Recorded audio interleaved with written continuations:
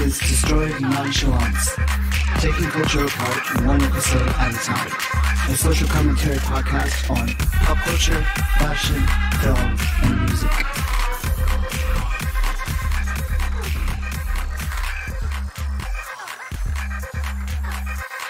Hey. Hello, welcome back to Destroyed Nonchalant. This is a bit of a return after a pause that we took, a break. I felt like it was important that if I were going to participate in a conversation and, and do it fully engaged, then I needed to know what to do with the feelings of anger I was feeling, the frustration, the concern for what I'm seeing like out in the world, the empathy that I was feeling. I needed to take a break and I needed to kind of figure out where my head was at and where it's at right now. So I'm okay that we took a break.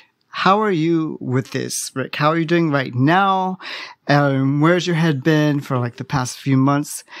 I'm just living like everybody else is, maybe with a little bit more privilege, but it's kind of like, it just feels like borrowed time all the time when you sit down and think. So tell me what you mean by borrowed time. Just maybe that can help frame the conversation that we have today. It just feels like things are hanging on a thread a bit. Like, okay, things are holding, but like what the kind dam of things could break. I don't know. Everything. The system, the financial systems, the work systems, the living, just societal things that go with the societal contract, like you pay rent how to caught live up in a are place. you in this?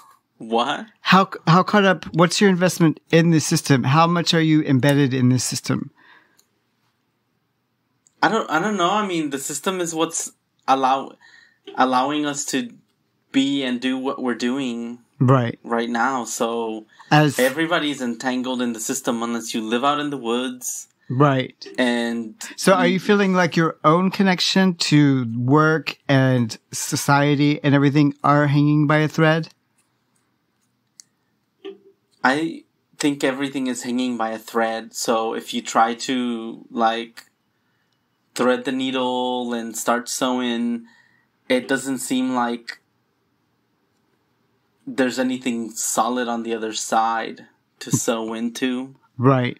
Like, okay, well, everybody knows, do this and then, you'll succeed in this way or follow this. And the solid pat answers, it's just like kind the formulas of, that everyone's been used to. You don't know what's going to be in the other side of all of this. And so it's hard or when we'll even get to the other side of all of this. I mean, we're in London right now. The numbers for COVID are down. We're not seeing the rioting, the rebellion that we saw like coming in waves a couple of months ago. But family and friends, they're over there in the States and the numbers have not gone down in the States. And you see an escalation of almost every kind of tension you can imagine in the States. And I don't even know, like, are they even in the thick of it? And are we even in the thick of it with them? Or is it just going to get thicker? Is it going to get denser? It's going to get worse for the States, for sure. And everywhere else in the world, it's until you get a vaccine, you're going to have to thread carefully because there will be ups and downs. And if this is something that people are going to have to live with from now on, right? Well, people don't just get used to something right away. So no. Some people are going to have to get hurt and learn. And that's going to hurt other people, unfortunately. And we're seeing a lot of that. How many deaths did we see? What were the numbers for the States? We just saw them today. It was like 1,000 people. The last 2 days, it's hit a high of 1,100 deaths. So that's 2,200 in 2 days. Dead. People are just gone. And probably today, they'll be very close to that number. So the surges of cases in the last 2 and 3 weeks are yielding the results that we knew they would. Right. Which is a lot more dead people. And, the numbers that we see are always underreported. So it's probably a lot worse than people know, but it's already, what do people do know is really bad, so. Yeah, I mean, yeah, because we do know that there's some underreporting going on. Here in London today, the law just kicked in that you have to wear a mask when you're indoors. Because I can say, like, the last time I went to a store, it was maybe 20% of the people inside who were wearing a mask, and the huge majority of people weren't. From the coworkers to the customers, they weren't wearing a mask. But you said you went into a store today, this morning, and everyone from the employees to the customers, they were all wearing masks, right? And it's a law now. It's a small convenience store, and it's not telling of everything. Right. But everybody was wearing a mask. I don't think that the same arguments about freedom or whatever the hell are happening. They haven't taken root here like that as far as we know. But, I mean, truthfully, we're not engaging with the people who would be articulating those kind of opinions. But you see them every day. You see videos of them all the time. Yeah. So it's not like anecdotal evidence. You see a video of a person moving their mouth and freaking out, spewing their argument. And it's the whole Karen phenomenon, like the angry white woman phenomenon. That's taken on a life of its own. Taking on a life of its own is the whole Black Lives Matter movement, which has been really important. And over the past few months, I've learned what was meant by defunding the police. I've learned about fatality rates and, you know, the higher proportion of Black people who are abused and murdered by cops, the systematic racism, the problems that have always been there, but have been relatively easy for some populations to ignore. And that's actually more of what I started just wanting to be quiet and listen to, thinking and thoughts around that. But you weren't always just quiet, and you are able to write down some thoughts in a very smart way about what's going on. Yeah. It wasn't, because we did record that podcast, but there was a podcast that we recorded, but that wasn't just it. And the whole point was, yes, you need to read and learn and do the homework, but being quiet and going into a corner was not what we did. No, I think of it more as processing. Not what you did. More as processing. Like, okay, I knew what my gut reactions to everything were, and I went and posted on social media and everything, and then it felt like, okay, this is so clear cut, so black and white, and just so, like, easy to see. At what point does it just become repetitive? And, like, how much am I going to, like, continue to say just how I see things, which I'm perfectly willing to acknowledge that it's not perfect, as I'm not, like, flawless in how I see things, but I can understand the basic arguments that are being made, and I just wanted to get it out there, and to me, it was very clear. It's almost like the people who don't want to get the message are clearly, obviously, the people who don't want to get the message. There's no way you couldn't have heard it by this point, and now it's a matter of what's going to be done about it. Because I just don't think, like, people are going to be convinced through social media about, you know, through rational argument. And, I mean, they can be shamed, of course, through, you know, like, these videos showing these crazy out of control Karens. Well, I think social media has been very powerful in amplifying. Yeah, no, it has. And into keeping, I mean, it's definitely a double-edged sword. It's not the same way that it was for 2 months there. Yeah. But what it did to heighten everything to that movement. Right. And to educate people and to have everybody speak about it. Like, you can kind of, like, say, well, you shared a story and whatever. Okay, that doesn't really do anything, but that's one of the puzzle pieces. It gets at least a lot of people on the same page. It makes it so loud that nobody can ignore it. And that's one way to amplify a message. It's not the only way, and as we saw on the streets, it wasn't the only way, but It's very valuable still. And it's very hard to get a stable frame of mind, I think, when social media is always there to provide you with a fresh take on problems that we know are there.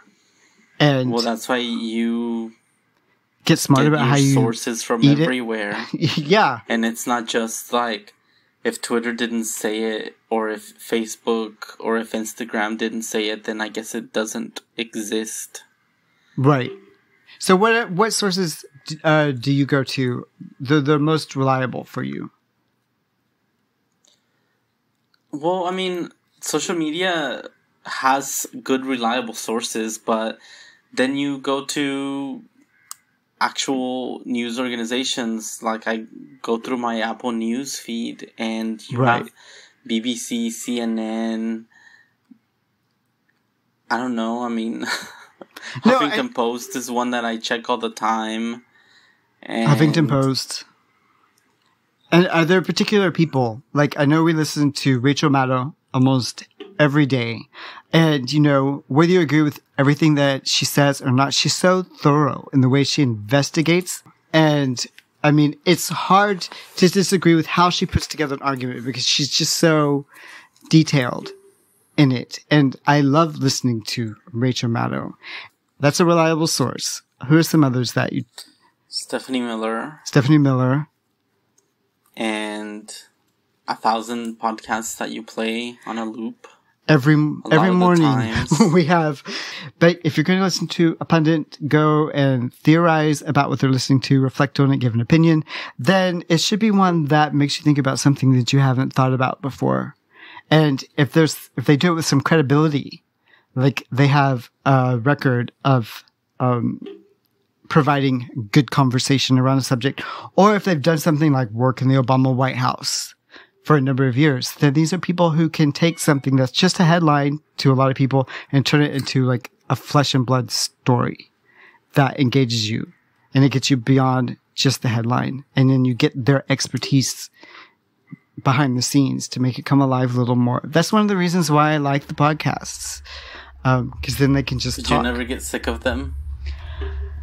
I get tired of, because I subscribe to NPR podcasts and they'll do like an hourly update, and a lot of times those stories get rehashed. So the first time I've heard it, it's good, but they repeat a lot.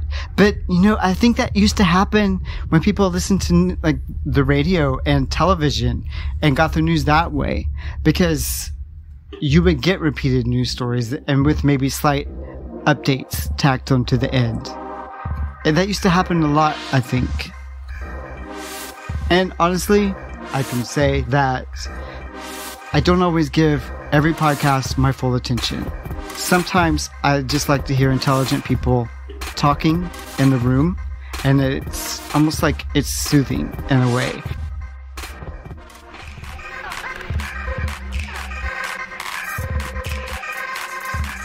So is that how your last few months have been going? What? What is the catch up? We've been social distancing probably more than a lot of people have. So that means that we wake up in the morning and put on the news, and I have to play my Animal Crossing now. I need something that introduces me to my day in a way that actually can bring a smile to my face. And I'm not saying I'm a good Animal Crossing player, but I do like planting the flowers. I like watering the flowers, seeing what new colors come out, and then, you know, waiting for the shop to open and buying the clothes. Fine. So make my coffee, sit down, and play a little bit of Animal Crossing to get my day started. And before too long, ideas start popping into my head about my research, which I've continued to work on every day, and I can go more into that later. So I'll get up and put the Animal Crossing down and start seeing how the computers are running, because I'm my own IT person and I have a lot of data related to my research, a lot of songs and music and everything that I'm really interested in. And anybody who knows us know that our Wi-Fi has been terrible for most of this lockdown. That's one of the main reasons why we would go to a cafe and sit all day, because we could have good internet. Well, a couple of weeks ago, we got fiber installed. It's been really good, but now our computers are having to adapt to that. And it's boring, yes, but it's kind of exciting because everything is working now. It's just taking a little bit of work to get it all up and running. Like backups can work and my documents can sync, and I can make a note on a PDF on my iPad and it will show up on the desktop, and it's all just starting to work. And that takes daily maintenance. Maybe because I'm like super psycho about it, I do go into a bit of detail. I look at the nuts and bolts of things, but that's going. So then I'll sit down and I'll start working on my notes and everything while news plays. And I use a podcast app. It loads the episodes and they just run down. And it always starts with the most recently released. So that's why the news stories can like repeat. And then we have like a late brunch and we'll watch. What do we usually watch? We've been watching Schitt's Creek. Schitt's Creek. And we're almost finished with that. We started that during lockdown and we're almost finished with it now. We watch it pretty much every day except for Saturdays when RuPaul's Drag Race All Stars has been showing. Well, first it was just season 12. The regular Drag Race, and now All Stars. So that's the only day we don't watch Schitt's Creek. And then after that, I go back to work a little bit, on the research stuff, making notes, doing writing on that. And, then we move into our evening. We have taken maybe 2 walks. We probably should do more. We just haven't. And whenever we go outside, I'm fine just wearing my mask all the time. I don't care. I mean, Asian people did it all the time before, so yeah. Now I have reason to, and why wouldn't I? So we're always really careful. We probably are more careful than we should, but, you know, one slip and you could get something, so why not? Or give it to somebody. And this is going to be like a change that I'm not equating this to the Great Depression, but this is going to make an impression for sure on how we live our lives from now on. I mean, I will say, just to jump in for a bit, we haven't had a single cold. We haven't gotten the flu or anything and it's been 6 months of this? This is July. So it's been several months. We've gone through half a year with no kind of sickness. And yeah, I mean, that's good. I'm enjoying that part of it. Besides going to the movies and, you know, being able to walk around without having go to a West End show, be frozen. Yeah, I mean, or a movie premiere. Those are always fun. I don't know that a lot of things that I enjoyed before are ever going to come back fully, but we'll see. But they won't look the same if they do come back. It's just going to be really strange. It just hasn't been like us that much like my emotional, I don't know, like stability hasn't completely been broken to hell. From social distancing? Yeah, I mean, we're always around each other anyways. It's just the being able to do other things or travel or do any of that. That's just kind of, you know, been messed up. And then seeing family. Being able to... So, yeah. So, what I've been doing is just... It changes. And definitely the movement and everything that happened paused a lot of stuff. But... from working on The Relevant Queer to working on Image Amplified and potential issues that has, and working on all of the things that are connected to these, like their Instagram accounts or the WordPress stuff. Right.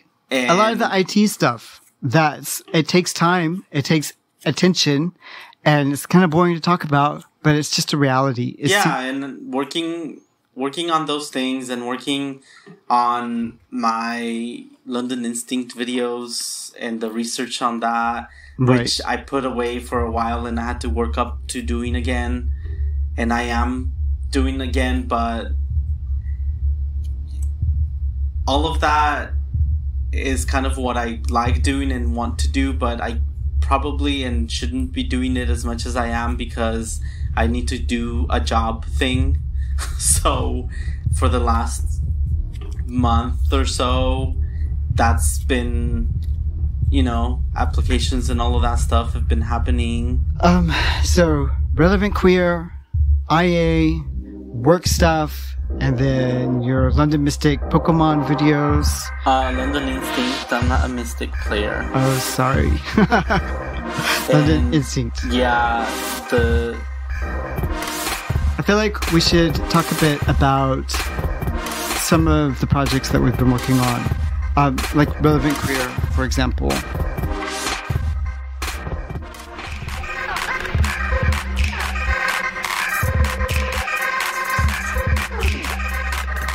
I feel like in times like these, it's really important to draw focus to good examples of what people have done in the past and what it was like for them. So with Relevant Queer, we look at to kind of draw attention to what it is that they do. So Rick, who are some of our recent RQ highlights, Relevant Queer highlights? Well, the last three were Arthur Lawrence, Michelle Aboro, and Ruth Ellis. Okay. So Arthur Lawrence. He was a writer and a director for stage and screen. So West Side Story, Gypsy. I mean, Gypsy's one of our... We just love Gypsy. Yeah, we saw them. I don't really like West Side Story. I'm not that familiar with it. I never got into West Side Story either. It's supposed to be like Romeo and Juliet, but gangs. Yeah, gangs. Which, man. I know a lot of people like it. And it's good and all that good I know stuff. people like it. I've just not really gotten into it. Maybe in the future, who knows? So I mean, he collaborated with people. He didn't do it all. Right. He was Stephen Sondheim, and he didn't write the music, but he wrote a lot of. Bernstein has been an RQ person before. Right. Like he's just the writer, and he's done movies, and he's written musicals like La Cage aux Folles. Is that how you say it? La Cage aux Folles? Yeah, The Way We Were, which I love. The Barbra Streisand movie. I remember my mom watching that, and I don't think I've ever seen it. I don't even know how you would watch it now. Yeah, I don't know. I may have rented it from the library when DVDs were a thing back in college years. Because I was looking into Barbra Streisand and that. But so some of these things I knew, like Gypsy, we weren't huge fans or knowing of it until we saw Imelda Staunton. Yeah, because we like Imelda Staunton. And so we saw her at the West End, and we've experienced some of these things, never knowing that this man had originated a lot of these things. Wait, we've the musicals and the plays that we were going to go see. Yeah, the movies, written these movies, and it's such a shame. And he seemed to me like somebody who really didn't care about big praise. He kind of just had these stories in him. Right. To do or to go off of. I mean, he didn't come up with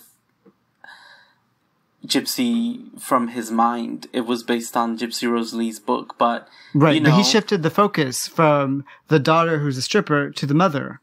Yeah. Yeah. So I mean, a lot of the times a writer is discounted, and which was one of his biggest complaints. Yeah, with working in movies and everything, is that the writer, the scriptwriter, would be discounted. And the fact that he was queer and pretty much out. Right. Living his life and working and being successful. I don't know. I mean, it's a shame that a lot of people don't really know about that history. So I really liked finding out about him and the things he's done. And his opinions were a little radical, and he was a bit bitchy. Well, yeah, no, he was. Very, he had a reputation for, being quite acidic and everything. But I mean, come on, it's not that rare.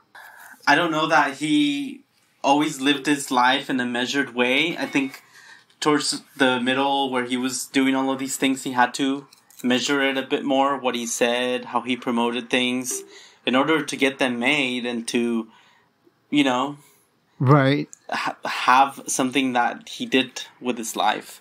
But there was a point where, whatever, I have my opinions and this is how I work. And he worked pretty much like almost up until the end. Yeah, he was really older and he was still putting up the the Patti LuPone was one of his last Gypsy productions, which won him Tonys and all kinds of things. Every time he took to directing the production of Gypsy on the stage, it would win Tonys and everything. So I think he got a lot more of the accolades in the theater world and less so in the movie world, which is why he stopped making movies after a while. Yeah. Because both he and Barbra Streisand were disappointed with the final movie version that came out because it removed a lot of the politics around, the House of Un-American activities, the communist scare that was going on, and like the choices that it was forcing on people in the Hollywood community. He was very discounted because the writer is very discounted, and that disillusioned him to Hollywood. So he just didn't do that anymore. Right. And he went back to Broadway. Who was the second relevant queer person? We had Michelle Aboro.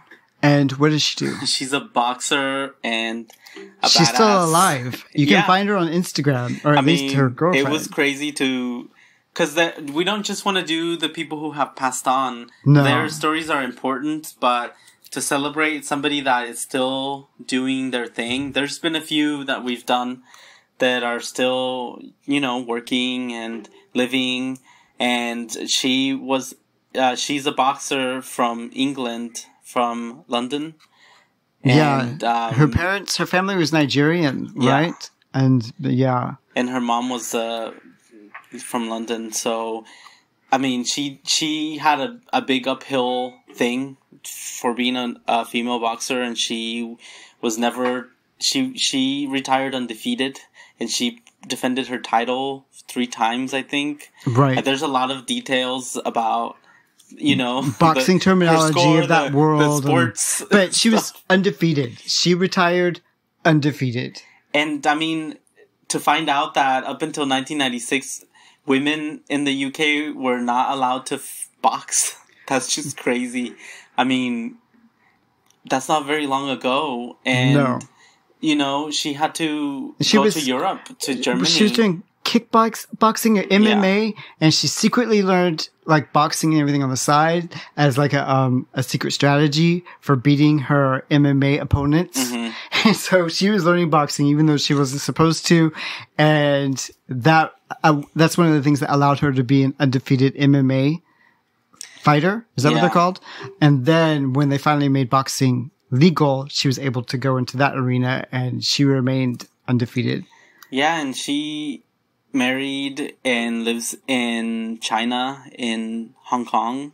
Right. Well, I think she's in Shanghai and her wife is in Hong Kong. Because of COVID. It's weird to read about. It was an ESPN article where, she opened up a gym over there, and I think she has 2 of them, but her talking about how careful they need to be and the precautions, and seeing her with a mask, and seeing her talk about her wife and not being with her since they were separated because COVID all started back in January in China, like the biggest flare-ups. So all of that, she had been separated from her wife for a long time because of it. So that is so hard. It's all very for her wife and child, because they have a little girl.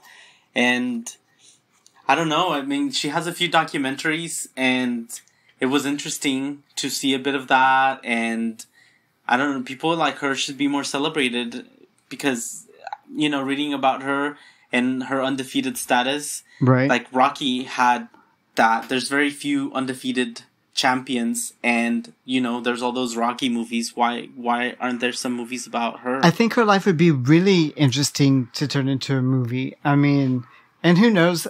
I don't know. I don't watch a lot of boxing movies anyway. Maybe there might be something out there that's been kind of inspired by her. It's the large appeal of like the emotion, the drive, I think. Right. That focuses, like, that's what those Rocky movies were technically about. Yeah. Not giving up, and when you're beaten down, you still get back up. Right. I think. I don't know. I think I saw some, maybe, or that's as far as like my interpretation. So the fighting spirit, basically. Right. Why can't they do that for her? Yeah. Especially when you need more stories about, people of color. And I mean, you had Hilary Swank, who won an Oscar for her portrayal of that woman, that she was a boxer. And yeah, it's a really good movie. And I don't care about boxing at all, but I liked Hilary Swank in the movie, and it was really good. Michelle Rodriguez, she was in it? I think so. Okay. If I'm thinking of the right one. Okay, so the third person is Ruth Ellis. Ruth Ellis. And that was, just yesterday, right? Yes. Okay. And I know she was an activist, but she also ran her own printing press in Detroit. Yeah. Yeah, the first African-American owned printing press. And there were a lot of firsts in her family. Her father was the first Black male deliverer. Yeah. In Springfield, Illinois. And I mean,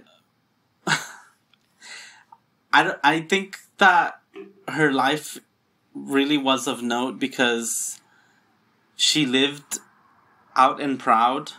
Right. And the fact that somebody did that in her time, her time is 3 centuries, by the way. She was born in 1899. She lived through the 1900s, and she died in 2000. So her life was in 3 centuries. Yeah, she was 101 years old when she passed, and right. I think in her 80s, whenever she started really coming up and talking at universities and really being the activist that she ended being, and having documentaries done about her, I think she inspired a lot of people to come out or to live their life openly. Because she said, I was never in the closet. I was always out. And her family, it seemed like they made it easier to do that because they didn't discuss her being gay. Yeah. So it allowed her just to be gay. Yeah, she's such a rare example of she did have things missing, obviously, because the reason I saw that her dad was okay with her being gay was because then she wouldn't have a kid, and right, because that was a big concern. Like, yeah, so in a way, over that. she grew up and lived with a freedom that a lot of people were not afforded back then, and so you can see what can happen if a person is allowed to live and thrive in who they are. Right. And yeah, it's like you said, in her late 70s and her 80s, she had been out and just, she had opened up her home, which is where she ran her printing press, so that gays and lesbians, everybody could come and just hang out at her house. She made it very welcoming and opening, and people got to know her. And I just got the sense that part of her appeal was that she transcended generations, and that someone who had been around for so long would still go and socialize and go to bars and go to clubs and then go to universities and speak more and more as she got older, because she had so much experience to draw from. Yeah, and she had that mother figure. Yeah. And it's inspiring to see, and being able to offer that safe space that people did not have back then. That they didn't have back then. Especially if you're African American and gay. Right. And back in that time when you were being persecuted, throughout the whole time, being persecuted for just being a woman, being black, yeah. And then, whoever knew that you were gay for being gay. It's just, she was at the crossroads of so many different tension points. It's kind of like that safe haven that, what is that, Tales from the City. Yeah. That It kind of seemed like a Tales from the City kind of situation. Yeah, because I didn't really think about that, but you're right. Yeah, she had her home, and it was open to queer people, and it's a safe haven, and the Ruth Ellis Center that she started later in life, it's for homeless LGBTQ. Which there are only like 4 or 5 in the States of those kind of charities and that focus on. You can imagine how needed that is in a lot of cases. Yeah. A lot of homeless youth are kicked out by their parents because they are gay. So, I mean... Yeah. All in all... It makes her a very lovable figure. I was really happy with the pictures that I found. Well, I'm always... Like, I like the pictures that you find. You definitely go in and you find some good pictures. And I like the story that can be seen playing out in the pictures.